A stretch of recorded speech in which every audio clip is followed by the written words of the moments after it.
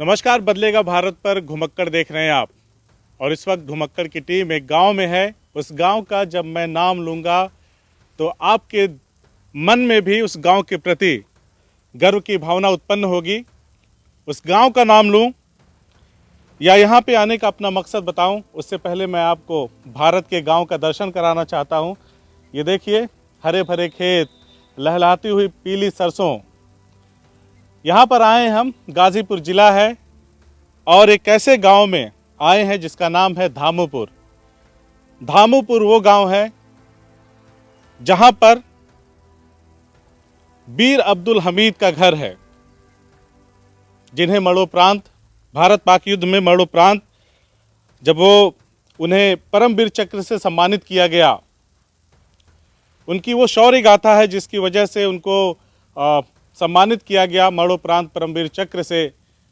वो क्या है जो हम किताबों में पढ़ते आए हैं, उसकी सच्चाई क्या है, किस तरह से वो युद्ध लड़ा गया, क्या हुआ था उस वक्त, क्योंकि किताब में बहुत ही संक्षेप में और संक्षिप्त लिखा गया है। तो हम धामुपुर आए हैं क्योंकि हमें जब पता चला कि बीर अब्दुल हमीद के एक साथी इस गांव में रहते हैं, आज भी मौजूद हैं, गणेश पाल जी, जिन्होंने अपनी ज़िंदगी में 3 युद्ध लड़े, वो भी इसी धामुपुर के हैं और बीर अब्दुल हमीद से उनके गहरे रिश्ते रहे हैं। उन सभी चीज़ों पे हम लोग बातचीत करने के लिए आए हैं। मेरी बाईं तरफ आप देख रहे हैं, कुर्सी पर विराजमान हैं गणेश पाल जी। सबसे पहले स्वागत है आपका। धन्यवाद सर। तो इनसे आज हम लोग बातचीत करेंगे क्योंकि जब हमें पता चला, क्योंकि जब भी बीर अब्दुल हमीद जी का नाम आता है, हम सभी का सिर जो है श्रद्धा से उनके प्रति झुक जाता है। देश का बच्चा बच्चा उनका कर्जदार है। जो देश के लिए उन्होंने किया वो एक ऐसी शौर्य गाथा है जो युगों युगों तक ऐसे ही दोहराई जाएगी जैसे कि हम सभी दोहरा रहे हैं। मैंने जैसा कि बताया, गणेश पाल जी 3 युद्ध लड़ चुके हैं, लेकिन सबसे पहले हम लोग बातचीत करेंगे अब्दुल हमीद जी को लेकर के, क्योंकि बचपन में आप शायद इन्हीं गलियों में खेला करते थे साथ में। तो सर बताएं, पहले तो अपने बारे में बताएं, फिर उस दोस्ती के बारे में बताएं, क्या किस्सा था, कैसे सेना में गए थे अब्दुल हमीद? अब्दुल हमीद जो है उस समय पहले फौज में कोई जाता नहीं था और बड़ा कोई आदमी चोरी छिपे से जो है अगर लाइन लगा लिया तो वो चला जाता था, पकड़ कर ले जाते थे फौज में। अच्छा। हम भी उन्हीं के कहने पर बनारस गए और भर्ती हो गए। अच्छा। आराम से हम लोग नौकरी सभी लोग कर ही रहे थे। वो 54 में हुए, आपका हुए 58 में, आप 58 में, उनसे 4 साल बाद। जी। तो आराम से हम लोग नौकरी करते थे। वर्दी बड़ी अच्छी उस समय लग रही थी। अच्छा। हमको भी बड़ा प्यारा लगा, तो हम भी उन्हीं के कहने पर बनारस जाकर भर्ती हो गए। अच्छा। जबकि बिना कागज पत्तर के, कोई कागज वगैरह नहीं था हम लोगों के पास, और भर्ती कर लिया। अफसर कागज बोले कि रजिस्ट्री द्वारा मंगा लीजिएगा। अच्छा। क्योंकि पहले कोई फौज में जाने को तैयार नहीं होता था। जैसे आज भीड़ लगती है, पहले नहीं लगती थी। सवाल ही नहीं। हाँ। बड़ा मुश्किल से कोई जाता था। माता पिता भी नहीं जाने देते थे। अच्छा। कि हमारा लड़का जो है चला जाएगा तो दिक्कत होगी, मर जाएगा फौज में। हाँ। हमीद एक ऐसे आदमी थे जिसको बोलते हैं कि बहादुर सैनिक। अच्छा। सैनिकों में एक अलग टाइप के सैनिक थे। 6.5 फुट का लंबा चौड़ा जवान और तेज तर्राट। अच्छा। तो हमीद जो है हमेशा छुट्टी वगैरह आते थे तो हम लोग देखते थे। देखने के बाद बड़ा ललायित हुए, हम लोग भी फौज में चले गए। 2-4 साल आराम से नौकरी हम लोग किए। अच्छा। कोई कहीं कोई कहीं। एक बार क्या हुआ कि हम लोगों को जाना था चाइना बॉर्डर, तो सरकार हमको रोक दी चंडीगढ़। और इनको जो है हमीद की कंपनी अम्बाला में उस समय थी।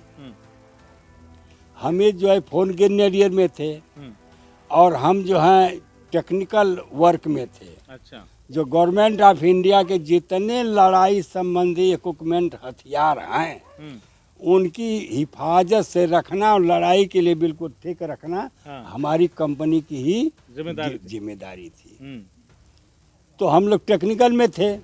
हमीद जो है ग्रेनेडियर में हो गए। इसके बाद आगे 62 की भी लड़ाई लड़े। तो उस समय 62 में किसे? चाइना से। चाइना से। हाँ। हमीद जो है ले से 100 किलोमीटर एक शक्ति है, वहाँ पर लड़ाई छिड़ गई। हमीद की कंपनी लड़ी। अच्छा।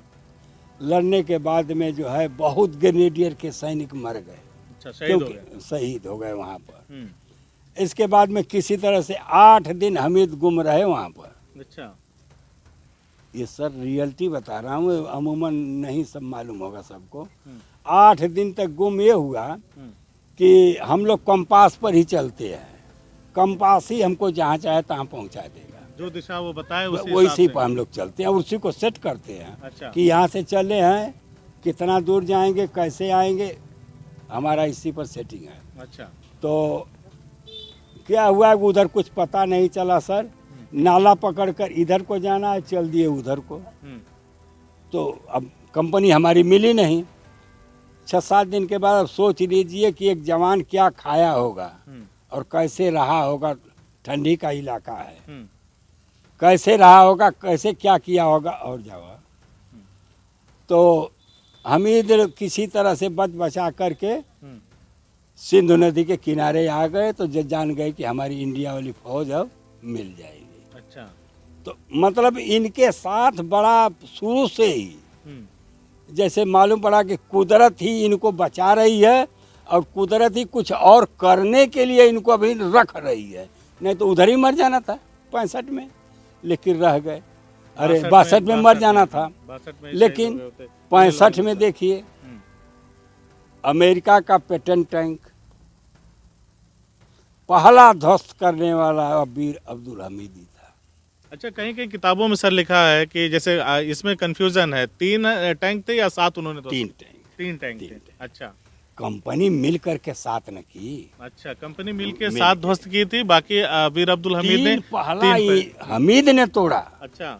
शुरू में। अच्छा। जबकि हर आदमी उसे डर करके भागने की कोशिश करता है। अच्छा। पेटेंट टैंक के सामने कोई नहीं आता था। अच्छा। जिस समय अमेरिका का पेटेंट टैंक 101 मार्च किया था। अच्छा, ये जिस युद्ध की आप जिस युद्ध का जिक्र कर रहे हैं वो 65 में खेमकरण में, पाकिस्तान खेमकरण में, आसड़ उत्ताल यही था ना वो जगह? खेमकरण सेक्टर में ये युद्ध हो रहा था। तो आप उस वक्त आपकी तैनाती? हम अमृतसर। आप अमृतसर हेडक्वार्टर। अच्छा।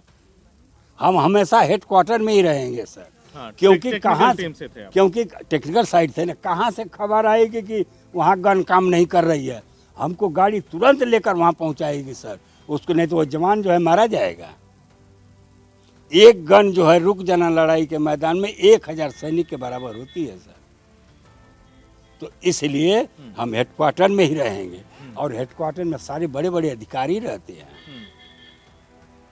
तो जब उन्होंने 3 टैंकों को ध्वस्त किया तो उस वक्त आप लोगों को सूचना कैसे मिली, क्या माहौल था उस वक्त? सेट ऑन थे सर, हम लोग के सेट ऑन रहते हैं। अच्छा। 9 तारीख को दिन के 2:30 बजे, अरे रात के 2:30 बजे। हाँ।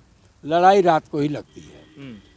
जब अमेरिका का पेटेंट टैंक चल दिया वहाँ से, क्योंकि इंडिया बड़ी मेहनत करके सर काफ़ी ज़मीन दुश्मन की ले ली थी। अच्छा। काफ़ी ज़मीन लेती तो पाकिस्तान घबरा गया। उसने सोचा कि अगर इंडिया इस रफ्तार से आगे बढ़ेगी तो 3 दिन में हमारा लाहौर गया काम से। अब उसने क्या काम कर दिया, सबसे पहले अपनी राजधानी जो है हटा दिया लाहौर से, कराची किया अपनी राजधानी को, और इसके बाद में 101 पेटेंट टैंक उतार दिया। जबकि अमेरिका का यह आदेश था कि इंडिया के खिलाफ लड़ाई में इसको मत ले जाना, क्योंकि इसकी मार को रोकने वाला हिंदुस्तान में कोई हथियार नहीं है। लेकिन जब उधर पेटेंट टैंक बनने लगा अमेरिका में, उस समय हमारे CDI ने जब बोला कि ऐसे ऐसे हथियार बन रहे हैं, तब यहाँ हम लोगों के विशेषज्ञों ने सिखलाई देना शुरू कर दी कि मुकाबला कैसे करें। हाँ, उसका मुकाबला हम कैसे करेंगे। तो हम लोगों को सिखलाई ये हुआ था कि उसका मुकाबला करना तो मुश्किल है, लेकिन उसके ऊपर फायर करके और 100 मीटर वहाँ से छोड़ देना है जगह को, नहीं तो पहला गोला ऑटोमेटिक हथियार है, वो आकर वहीं भट्टा बना देगा। और 100 मीटर अगर दूर चले जाएंगे तो हो सकता है आप बच जाएंगे। अच्छा। और उसके ऊपर अगर गोली या गोला मारना है तो बॉडी पर मारने से कुछ नहीं होगा। कुछ नहीं जाएगा, उसके चेन पर मारो, क्योंकि चेन में कम टेम्पर दिया जाएगा, क्योंकि टेम्पर ज़्यादा दोगे तो टूट जाएगा, तब चलेगा नहीं ना। तो हामिद ने पहला टैंक जो है चेन पर ही, जैसे हिंदू बोलता है जय बजरंगबली, तो मोहम्मदन क्या बोलता है, जय खुदा, पता नहीं अपना नाम, हाँ, मारा गोला, बिल्कुल टैंक का जो चेन जब टूट गया तो टैंक बेकार। एक टैंक में 7 अधिकारी होते हैं, 7 सैनिक होते हैं, 7 सैनिक होंगे, अफसर से लेकर के काम, टेक्निकल आदमी की कोई फाल्ट हो तुरंत उसी में बन जाए, वो 7 बेकार हो गए, बाहर निकल नहीं सकते क्योंकि चारों तरफ से टैंक चल रहे हैं। इसके बाद में ड्राइवर ने पूछा कि सर किधर जाना, हामिद सीनियर थे, हामिद हवलदार थे, बाकी दोनों सिपाही थे। अच्छा, एक 3 ही तो आदमी थे एक जीप में, एक फायरर होगा वो इंचार्ज होगा, ड्राइवर होगा उसका काम है ड्राइव करना, और एक लोडर होगा गोला रैक से निकाल कर बैरल में डाल देना। तो इस तरह से उन्होंने 3 टैंक तबाह किए। हाँ, 3 टैंक। अच्छा, सबसे बड़ा बात जो आपने बताया कि जैसे उस चेन में गोली मारने के लिए, उसको तोड़ने के लिए, वो करने के बाद 100 मीटर तक दूर भागना है बचाने के लिए। हाँ। तो सुनिए, तो हामिद जो है पहला टैंक तोड़ने के बाद में 100 मीटर भागा, वो ड्राइवर भागेगा गाड़ी लेकर। इसके बाद में ड्राइवर पूछा कि सर किधर, क्योंकि रात को जब टैंक चल रहे हैं तो गर्दा मच गया, आकाश में कुछ नजर नहीं आता सर, मिट्टी मिट्टी उड़ती है, हाथी की तरह होता है। बोला दाहिने मुड़ो, तो जब गाड़ी दाहिने मुड़ी है सर, तब तक दूसरा टैंक पाकिस्तान का नजर आ गया। हामिद ने वही काम किया, मार दिया गोले से, फिर मारा, दूसरा का टूट गया। तो बोला सर अब किधर, ये देखिए बात इतनी तेज होगी और काम भी होगा। उसने बोला दाहिने मुड़ो। तो जब दाहिने मुड़े हैं तो दुश्मन के तरफ पीठ हो गई है, और हमारा टैंक और पाकिस्तान का एक टैंक ऐसे भिड़े हुए हैं, ऐसे आमने सामने। दोनों का बैरल ऐसे नहीं होगा, दोनों ऐसे करेंगे कि ऐसे टक्कर मारेंगे, जिसकी मेट्रोलॉजी कमजोर होगी वो टूटेगा। क्योंकि अब ये पूछेंगे कि निशान कैसे, हमेशा टैंकों पर निशान बने रहते हैं, या जहाज उड़ती है निशान बना रहता है, पाकिस्तान का आधा चांद रहेगा, हमारा पूरा सर्कल रहता बड़ा रहेगा। जी। तो हामिद ने देखा कि ये तो हमारे टैंक को इसने जो है रोक रखा है, आगे नहीं बढ़ने दे रहा है। हामिद ड्राइवर को देखिए, अब यहीं पर हिम्मत की बहादुरी है जिसको बोलते हैं, ये नॉर्मल आदमी नहीं काम करेगा। जिस समय हामिद वहाँ से कार पर जीप से उतरा है, यहाँ से ग्रेनेड निकाला है, और ग्रेनेड को लेकर के हुड खोला है, टैंक पर चढ़ करके हुड खोले हैं, ऊपर बना रहता है। बिल्कुल समझ रहे हैं। उस ग्रेनेड को 4 सेकंड में फटता है, 3 सेकंड हाथ में रखा, चौथा सेकंड पलट दिया, ढक्कन बंद कर दिया। अब वो जैसे मकई का लावा फूट जाता है, वैसे खून की धार बह गई, सब खत्म हो गए, 3 टैंक बर्बाद। हामिद वहां से दौड़ करके अब अपने जीप पर जाना है ना, जब दौड़ कर जा रहे थे उसी समय चौथे टैंक वाले ने देख लिया, उसने मारा गोला। अमित दौड़ते हुए जा रहे थे ना, तो बायां हाथ दाहिनी टांग उड़ गई, एकदम उड़ कर पता नहीं कहाँ चली गई होगी, हामिद वहीं गिर गए। तो फोर्स में बताया जाता है जनरल कॉन्फ्रेंस में कि जो गाड़ी पर सफ़ेद झंडा लग जाएगा उस पर कोई गोली नहीं चलाएगा।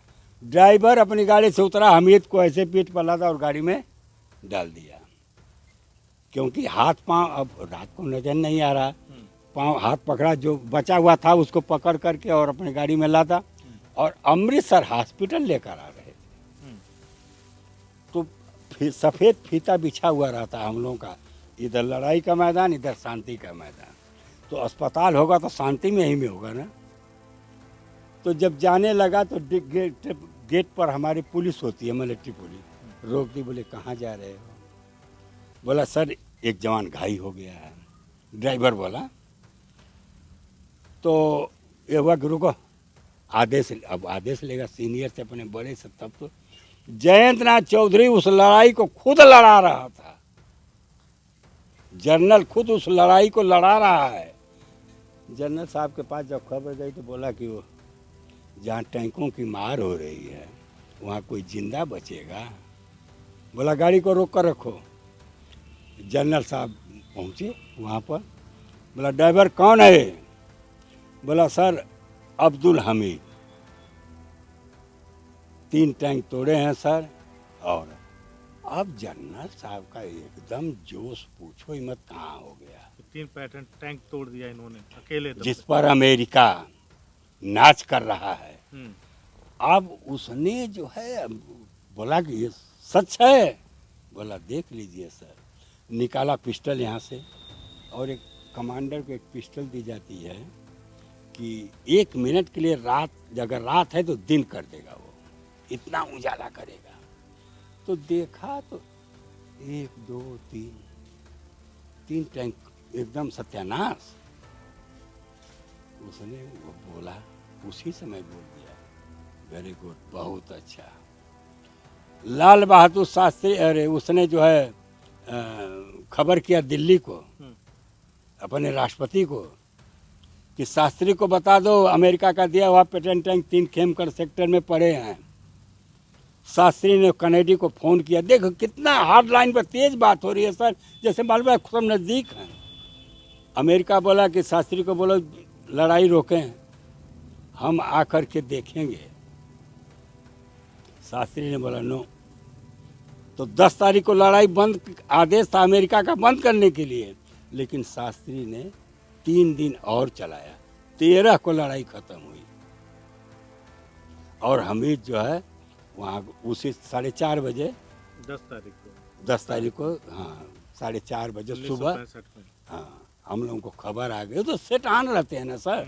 मरणोपरांत परमवीर चक्र विजेता वीर अब्दुल हमीद। एक ही हफ्ते में दिया गया उनको, एक ही हफ्ते में घोषित हो गया। नहीं वो उसी समय हो गया। अच्छा। लेकिन अब लिखित होगा ना सर, तब तो मान्य होगा ना, क्योंकि राष्ट्रपति दस्तखत करेगा ना सर।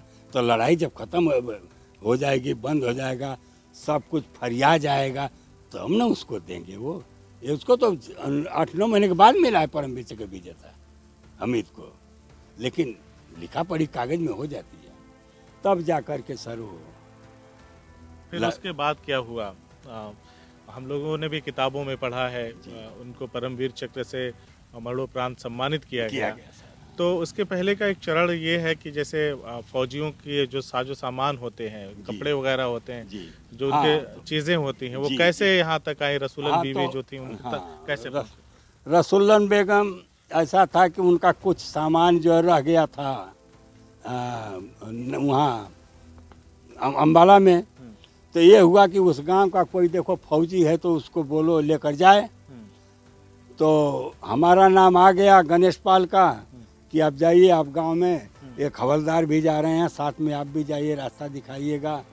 तो हम लोग चले। दुल्लापुर उतरने के बाद में कोई रास्ता नहीं था सर, नहीं ये रोड न वो तो कुछ नहीं था। पैदल ही ऐसे आए हम लोग। अच्छा, रेलवे स्टेशन से किट बिस्तरा कंधे पर रख कर, तगड़े तो थे ही।